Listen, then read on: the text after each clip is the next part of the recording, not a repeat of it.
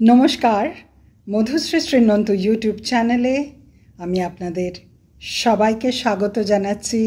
আমি মধুশ্রী আপনাদের সাথে আছি। Madhushree Srinanta YouTube channel, a channel with all positive. You are listening to Madhusree Srinanto YouTube channel, a channel with all positive. কয়েকদিন আগে Facebook ঘাঁটতে ঘাঁটতে, আমি খুব কমই সময় পাই ফেসবুক দেখার, ফেসবুক ঘাঁটতে ঘাঁটতে হঠাৎ একটা লেখা আমার নজর কাড়ল। তাতে একজন লিখছেন, রামকৃষ্ণ মিশনের সাধুরা মাছ মাংস খেয়েছে, তাতে কি অসুবিধে হয়েছে। তিনি আবার জাস্টিফাই করেছেন যে কেন তারা খান এইসব। আমি বুঝতে পারছিলাম না হঠাৎ কেন আবার এই নিয়ে আলোচনা। বছর খানেক আগে আপনাদের মনে আছে তো সেই অমোঘ লীলার লেখা, অমোঘ লীলার ভিডিও, যিনি সাহস করেছিলেন স্বামী বিবেকানন্দ সম্বন্ধে বলার, যে স্বামী বিবেকানন্দ মাছ মাংস খেতেন। এই অল্পবুদ্ধি অমোঘ লীলা কিন্তু একবারও চিন্তা করেননি যে স্বামী বিবেকানন্দ সারা পৃথিবীর মানুষের হৃদয়ের রাজা। কিন্তু এই অমোঘ লীলার কতটুকু জনপ্রিয়তা, কতজন তাকে গ্রাহ্য করবে, কিন্তু তবু এই সাহস অমোঘ লীলা দেখিয়েছিলেন যাতে ফাঁকতালে একটু নাম কামিয়ে নেওয়া যায়। কারণ আমরা কেউ যাকে চিনতাম না, এখন কিন্তু তাকে চিনি, সেই অমোঘ লীলা। যখন আমি ভাবছিলাম আবারও কেন এরকম লেখাটা হাতে এলো, তাহলে কি আবারও এরকম কিছু ভিডিও তৈরি হয়েছে, তখন আমার হাতে কয়েকটা ভিডিও এলো।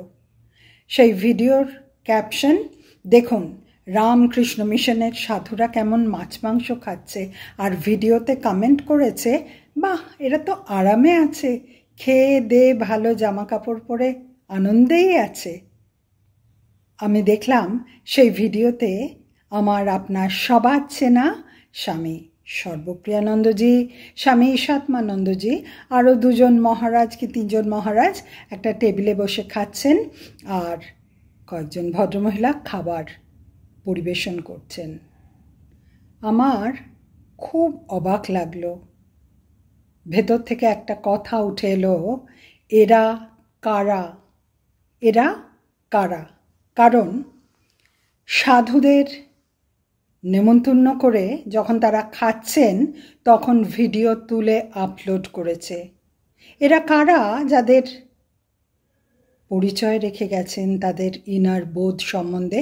ইনার বোধ কথাটা আমি স্বামী পীতাম্বরানন্দজির কাছ থেকে শিখেছিলাম। উনি বলতেন মানুষের ইনার বোধ থেকেই মানুষকে জাজ করতে হয়। আর কিছু সুযোগ সন্ধানী তারা ওই ভিডিওটাকে ক্যাশ করে নিজেদের ক্ষুদ্র স্বার্থ চরিতার্থ করার জন্যে, টাকার জন্যে ভিডিওটা প্রেজেন্ট করেছে এমনভাবে যেন রামকৃষ্ণ মিশনের সাধুরা ভীষণ দোষ করে ফেলেছে। এই জন্যই আজকে আমি এই ভিডিওটা আপনাদের সামনে নিয়ে এলাম। আপনারা ভাববেন আর আরও লোককে ভাবাবেন। ভিডিওটায় 4টে পার্ট আছে। ফার্স্ট পার্ট, এরা কারা, যারা মহারাজদের খাইয়ে সেই ভিডিও আপলোড করেছে, আর যারা নিজেদের ক্ষুদ্র স্বার্থ চরিতার্থ করার জন্যে, নিন্দে করার জন্যে ভিডিও বানিয়েছে এই মহারাজদের খাওয়ার। ফার্স্ট পার্টটা এটা। সেকেন্ড পার্ট হচ্ছে ব্রহ্মজ্ঞ মথুরা দাস, যারা আমার আগের ভিডিও দেখেছেন, কौन तेरा साधु है, कौन तेरा ब्राह्मण, सब झूठी बात, एक सच्चिदानंद को समझो, সেই ব্রহ্মজ্ঞ পুরুষ মথুরা দাস, যার সম্বন্ধে স্বামী বিবেকানন্দের ভাই, তিনিও ব্রহ্মর্ষি, তিনি লিখেছিলেন, মহেন্দ্রনাথ দত্ত লিখেছিলেন যে পড়াশুনো না করে তার জ্ঞান, এত গভীর বেদান্ত সম্বন্ধে জ্ঞান, আমি অবাক হয়ে গেছি। সেই মথুরা দাসকে একবার মহেন্দ্রনাথ দত্ত প্রশ্ন করেছিলেন, মথুরা দাস, তুমি মাছ খেয়েছ? মথুরা দাস কঙ্কলের সাধু, নিরামিষাশী, ব্রহ্মজ্ঞ ঋষি। মথুরা দাস উত্তর দিয়েছিলেন, হ্যাঁ, আমি হাবড়ায় যখন ছিলাম গঙ্গার ধারে একই কৌপিন পরে ঘুরতাম, এক বাবুর বাড়িতে ছিলাম, সেখানে কি সব 2-3টে শাক মানে তরকারি দিত, আর একদিন বাটি করে কি একটা দিয়েছিল, আমি খেয়ে নিলাম, তারপর শুনলাম সেটা মাছ। আর একটা বাড়িতে যখন ছিলাম, বাংলার লোক তো ভাত খায়, তার সাথে একটা কি দিয়েছিল, সেটাও আমি খেয়েছিলাম, আর পরে শুনেছিলাম সেটা মাংস। মহেন্দ্রনাথ দত্ত মথুরা দাসকে প্রশ্ন করেছিলেন, মথুরা দাস, এই যে তুমি মাছ খেলে, তুমি মাংস খেলে, তুমি তো আজীবন নিরামিষাশী, তোমার ঘেন্না করেনি? মথুরা দাস বলল, না, আমাকে थाली में जो दिया वो पा लिया, আমার কিছুই মনে হয়নি। আর वस्तु को इतना विचार दरकार नहीं, एक सच्चिदानंद को समझो। আর মহেন্দ্রনাথ দত্ত বলতেন, যখন মথুরা দাস এক সচ্চিদানন্দ কো সমঝো কথাটা বলতেন, তখন যেন নাদের সৃষ্টি হতো। তাহলে বুঝেছেন তো, এইসব মাছ মাংস খাওয়া এগুলো কিচ্ছু না, কিচ্ছু না, এগুলো সাধারণ বস্তু। আসল কথা সচ্চিদানন্দকে, ঈশ্বরকে সে জেনেছে কিনা। রামকৃষ্ণ মিশনের সাধুরা নকল ছেড়ে আসল সচ্চিদানন্দকে চিনেছে। তাই এসব প্রশ্ন, মাছ কি মাংস, এগুলো অবান্তর। অল্পবুদ্ধি মানুষেরা এই নকল জিনিস নিয়ে ব্যস্ত আছে ক্ষুদ্র স্বার্থ চরিতার্থ করার জন্যে। কিন্তু সেই শ্রীরামকৃষ্ণের কথা মনে আছে তো, মুদির দোকানে কুলোর মধ্যে কিছু খই দিয়ে রাখে ইঁদুররা খাবে বলে, যাতে চাল ডাল খেয়ে না ফেলে। আসল বস্তুর কথা না ভেবে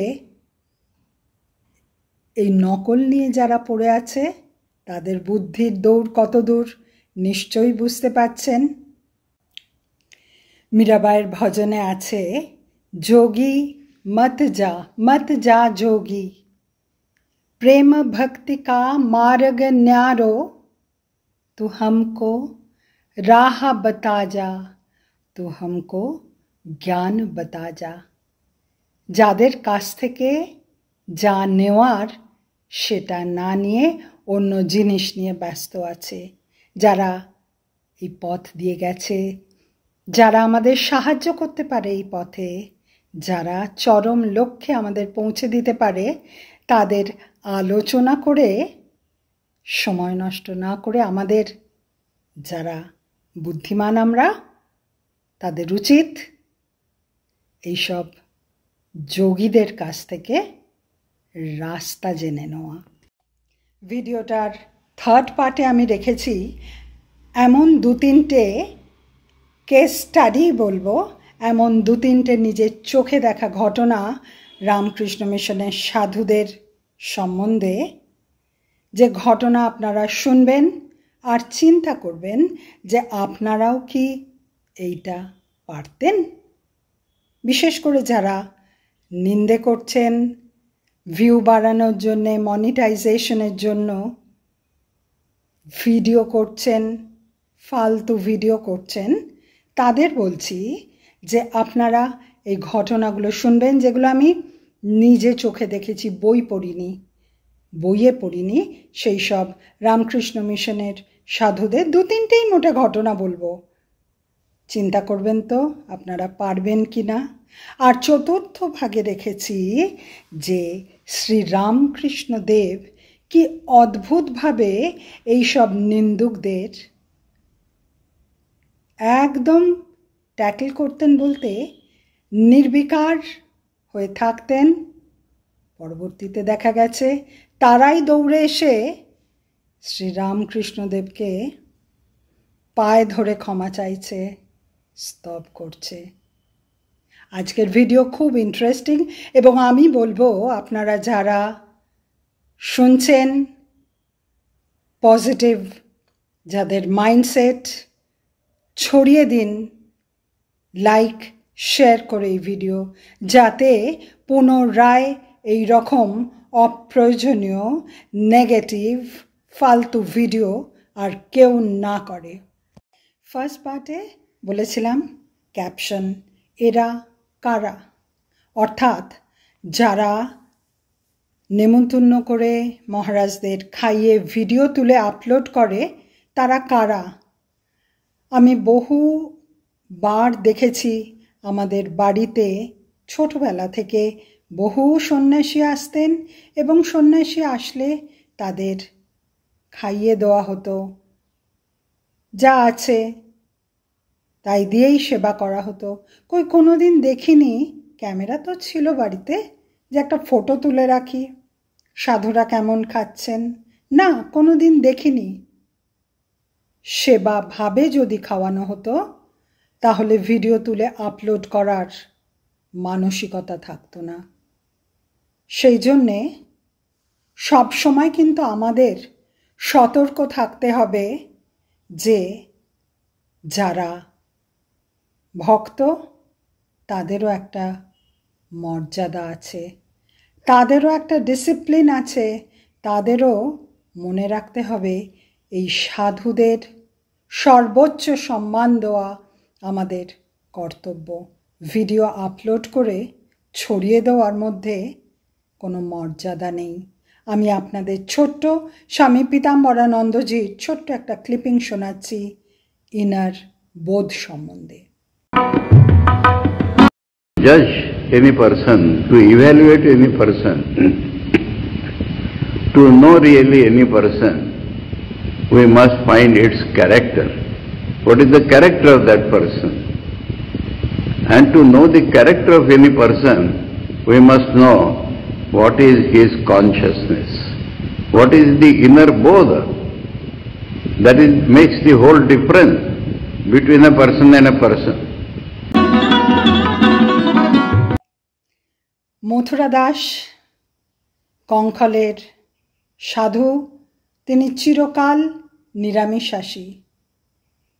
তাকে স্বামীজির ভাই মহেন্দ্রনাথ দত্ত জিজ্ঞেস করেছিলেন, মথুরা দাস তুমি মাছ খেয়েছ?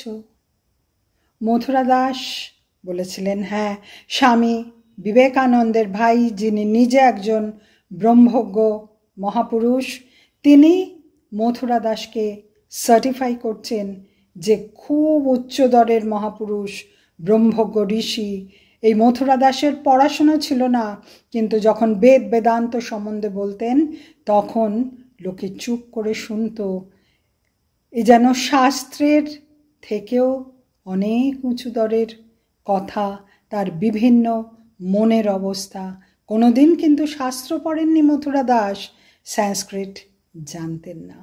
মথুরা দাস বলেছিলেন, হ্যাঁ আমি কলকাতায় যখন বাংলায় গেছিলাম তখন হাবড়ায় থাকতাম, একই কৌপিন পরে গঙ্গার ধারে ঘুরতাম, সেখানে এক বাবুর বাড়ি থাকতাম, খেতাম, তারা আমাকে 2-3টে শাক দিয়ে ভাত দিত, বাঙালিরা তো ভাত খায়। একদিন বাটিতে করে কি দিল, খেয়ে নিলাম, পরে শুনলাম ওটা মাছ। আর একটা বাবুর বাড়ি থাকতাম, তারা বাটিতে করে একবার কি দিয়েছিল, শুনলাম সেটা মাংস। স্বামীজির ভাই জিজ্ঞেস করেছিলেন, মথুরা দাস তোমার ঘেন্না করেনি? তুমি তো কোনোদিন মাছ মাংস খাওনি। মথুরা দাস বলেছিল, না এটা তো বস্তু, वस्तु का इतना विचार दरकार नहीं, एक सच्चिदानंद को समझो। और যখন एक सच्चिदानंद को समझो কথাটা বলতেন মথুরা দাস, মহেন্দ্রনাথ দত্ত বলছেন তখন নাদ স্ফুরণ হতো। আরও একটা ঘটনা মনে পড়ছে, শ্রীরামকৃষ্ণদেব তার ভাইজি লক্ষ্মী দিদি, যিনি ছোটবেলায় বিধবা হয়ে কট্টর নিরামিষাশী, তার পাতে একদিন মাছের মুড়ো দিয়েছিলেন। লক্ষ্মী দিদি ইতস্তত করছিল। শ্রীরামকৃষ্ণদেব বললেন, তুই খা, না খেলে দেখবি পরের জন্মে তোর মুস্কো, একটা কালো মুস্কো বর হবে। লক্ষ্মী দিদি খেয়েছিলেন। এটা আসলে যে বস্তুতে কোনো কিছু নেই, এক ঈশ্বরকে জানাই আসল জ্ঞান, এটা বুঝিয়ে দেওয়ার জন্যে। এবার থার্ড পার্ট আমি আপনাদের বলেছিলাম আমি এমন 2-3টে ঘটনা কেস স্টাডি বলবো, রামকৃষ্ণ মিশনের সাধুদের নিজের চোখে দেখেছি, যা বললে আপনারা ভক্তরা আর যারা বিশেষ করে এই যে ভিডিও বানিয়ে নিন্দে করছে তারা একবার চিন্তা করবেন তারা করে দেখাতে পারবেন কিনা। মুখে অনেক বড় বড় তবলার বোল বলা যায়, হাতে তোলা মুশকিল, শ্রীরামকৃষ্ণদেব বলেছিলেন। প্রথমে আমি বলবো শম্ভু মহারাজের কথা। শম্ভু মহারাজ বলরাম বাবুর নাতি ছিলেন, মেয়ের ছেলে। এইবারে তখন তিনি সেবা প্রতিষ্ঠানে ছিলেন, মানে সেবা প্রতিষ্ঠানেই সার্ভিস দিতেন তখন। তো শম্ভু মহারাজ আমাদের বাড়ি খুব আসতেন, কারণ আমার দাদু ফ্রিতে অনেক সার্ভিস দিতেন তখন মঠে, দাদু শঙ্করানন্দজির আশ্রিত ছিলেন। তো আমাদের পরিচিত একজন ছিলেন, তিনি ইঞ্জিনিয়ার, তার খুব স্বামীজি পড়ে সন্ন্যাসী হওয়ার ইচ্ছে। সে পাড়ার ইয়াং জেনারেশনকে অনেক জ্ঞান দেয় স্বামী বিবেকানন্দের লেখা থেকে পড়ে। তো শম্ভু মহারাজ শুনেছিলেন যে তার সাধু হওয়ার ইচ্ছে, তাই তাকে বললেন চল শিখরাকুলিন গ্রামে, তখন মঠের এই বিল্ডিং হচ্ছে আর বাথরুম পায়খানা হয়েছে, চল আমরা যাই শিখরাকুলিন গ্রামে। তো শিখরাকুলিন গ্রামে গিয়ে সেই ভদ্রলোক গল্প করেছেন শম্ভু মহারাজ নাকে গামছা বেঁধে পায়খানা পরিষ্কার করতে গেলেন, কারণ গ্রামে তখনও পাকা পায়খানা ছিল না। সবাই এসে এই মঠ বাড়িতে, মঠের যে বিল্ডিংগুলো, এই বাথরুম ইউজ করত। ভদ্রলোক বলছেন সে এমন বিভৎস অবস্থা, আমাকে শম্ভু মহারাজ বলছেন তুমি তো সাধু হতে চাও, দেখি আমার সাথে এসে হাত লাগাও তো। বলে আমি দূরে দাঁড়িয়ে দেখছি যেমন দুর্গন্ধ তেমনি নোংরা, 2 হাত দিয়ে শম্ভু মহারাজ নাকে গামছা বেঁধে পরিষ্কার করছেন। তারপরে এসে ভালো করে হাতটা ধুয়ে সাবান টাবান দিয়ে চা, চা আর একটা গুড়ের বাতাসা কামড়ে কামড়ে খাচ্ছেন। বলে সেদিন থেকে আমার আর সাধু হওয়ার ইচ্ছেটা চলে গেল। আচ্ছা, এবার যারা নিন্দে করছেন রামকৃষ্ণ মিশনের সাধুদের, তারা একটুখানি ভেবে বলবেন তো তারা এই রকম পারবেন কি না। দ্বিতীয় কেস স্টাডি, সিপিএমের সময় সেবা প্রতিষ্ঠানে এমন গণ্ডগোল, সমস্ত ওয়ার্ড বয় যে 4th ক্লাস যারা স্টাফ তারা কাজ বন্ধ করে দিল। তখন ধ্রুব কাকা, মানে স্বামী পরেশানন্দজি যিনি এখন আর্জেন্টিনায় আছেন, ওরা গিয়ে বেড প্যান, রুগীর ইউরিনাল সমস্ত পরিষ্কার করা, ঝাঁট দেওয়া, সমস্ত কিছু করত। মুখে কিন্তু কিচ্ছু রা করতো না, একদম চুপ করে কাজ করে যেত, যার ফলে ইউনিয়নের লোকেরা স্ট্রাইক করতেও কারুর কোনো অসুবিধে হয়নি। আচ্ছা, এবারও ভেবে দেখবেন তো যারা নিন্দে করছেন তারা গিয়ে হসপিটালে রুগীর বেড প্যান পরিষ্কার, ইউরিনাল পরিষ্কার করতে পারবেন তো? তাদের টয়লেট পরিষ্কার পারবেন তো? থার্ডটা স্বামী রঙ্গনাথানন্দজি মহারাজ। তখন আমরা হায়দ্রাবাদে ছিলাম। আমরা মহারাজের সাথে দেখা করতে গেছি। দুপুর হয়ে গেছে, কড়া রোদ্দুর। মহারাজ বললেন, ডাক্তার আমাকে বলেছে একটু রোদ লাগিয়ে আসতে। কড়া রোদ্দুরে মহারাজ হাঁটতে যাচ্ছেন, কারণ সকাল থেকে ভক্তের ভিড়, কথা বলতে হয়েছে, সময় পাননি। আমরা দেখছি যে মাঠে মালি কাজ করত, খালি কাজ করছিল, খালি গা দরদর করে ঘামছে, গা ভর্তি ওই কাদা। সে উঠে দাঁড়িয়ে প্রণাম, হাত জোর করে যখন নমস্কার করছে, মহারাজ তাকে বুকে জড়িয়ে ধরে কীভাবে আদর করছেন। ওই ঘাম আর ওই রকম দেখে আমারই যেন কিরম লেগেছিল। পারবেন তো আপনারা যারা নিন্দে করছেন?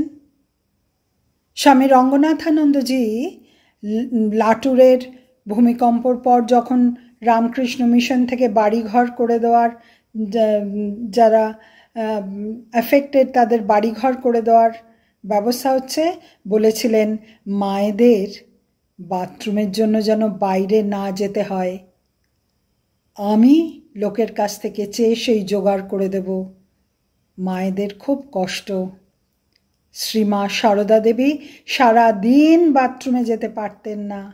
সেই ভোরবেলা বাথরুম করে এসে ঘরে ঢুকতেন, আবার সেই রাত্রিরে। এই যে ভাবা, এটা কি আপনারা একবারও ভাবেন? আজকে যদি ভাবতেন তাহলে পশ্চিমবঙ্গে গরিবের কল পায়খানা চুরি হয়ে যেত না। রামকৃষ্ণ মিশন অনেক বড় বড় কাজ করে, বন্যা দুর্গতদের পাশে দাঁড়ায়, বাচ্চাদের পড়াশুনো সব রকম সাহায্য করে। মায়েদের হাতের কাজ আমাদের গুরুদেব শ্রীমৎ স্বামী বীরেশ্বরানন্দজি পল্লী মঙ্গল করেছিলেন মায়েদের হাতের কাজ এনে দেওয়ার জন্যে। মাইক্রোফাইন্যান্স এটা অন্য কারণ না, ওনার মাথায় অনেক দিন আগেই এসছিল। এবার আমি বলবো একটা ঘটনা। স্বামী ঋদ্ধানন্দজি গদাধর আশ্রমের মহারাজ ছিলেন, ভীষণ স্নেহ করতেন সবাইকে। উনি সুগারের পেশেন্ট ছিলেন। উনি বলতেন যে ভীষণ খিদে পেত যখন বিকেলের দিকে, তখন বলতাম, দেখ তো ভক্তেরা খেয়ে গেছে, তারপর একটু খিচুড়ি কি বেঁচে আছে, তাহলে একটু দে না রে, খাই।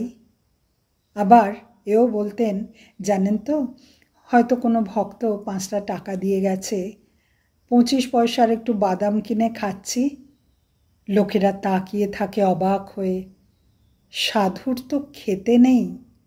স্বামীজি বলেছেন না, সাধু হয়েছে কি ঘাস খেয়ে থাকার জন্যে, শুধু ঘাস খেয়ে থাকবে আর সেবা করবে।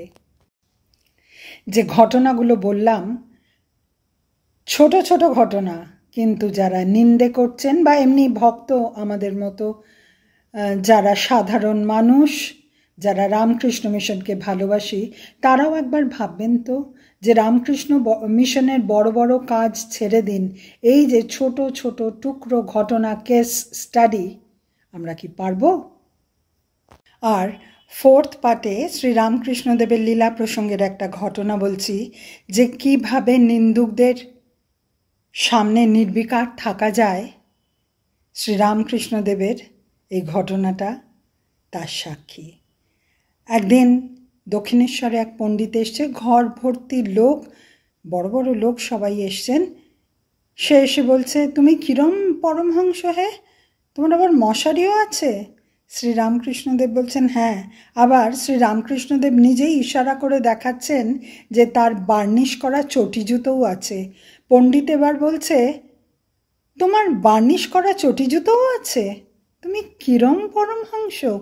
বলে যারা সেই ঘরে উপস্থিত তাদের বলছে যে এ কিরম পরমহংস, আপনারা সময় নষ্ট করছেন, যাগ্গে যাই বাবা, সন্ধে হয়ে আসছে, গঙ্গার ধারে গিয়ে জপ ধ্যান করি। খানিকক্ষণ পর গঙ্গার ধার থেকে জপ ধ্যান করতে গিয়ে উঠে এসে ঠাকুরের পা ধরে স্তব করছে। ঠিক সেই রকম যারা নিন্দে করে তাদের প্রতি উদাসীনতা দেখানোটাই ভালো, কারণ তারা যখন বুঝবে তারাও পায়ে ধরে এসে স্তব স্তুতি করবে। শ্রীরামকৃষ্ণদেব বলেছিলেন, লোক না পোক, যে মুখে ভালো কথা বলে সেই মুখেই খারাপ কথা বলে।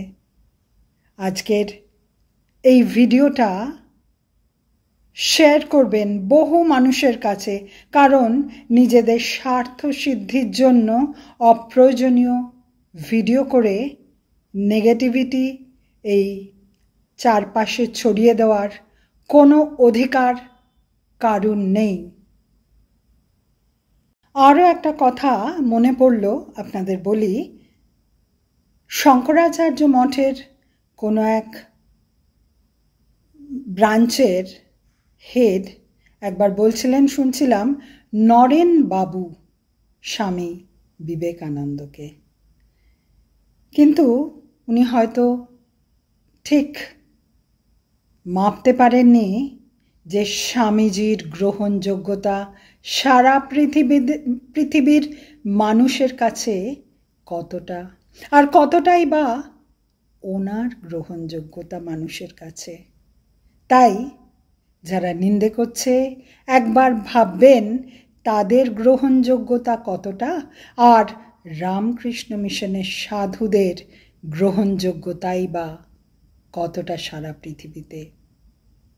ভালো থাকবেন, ভাববেন, আর সবার মাঝখানে এই ভাবনাটা ছড়িয়ে দিন। পজিটিভিটি, पॉजिटिव भावना, जे ज्ञान भक्ति का मार्ग न्यारो, तू हमको राह बता जा, तू हमको ज्ञान बता जा जोगी, मत जा।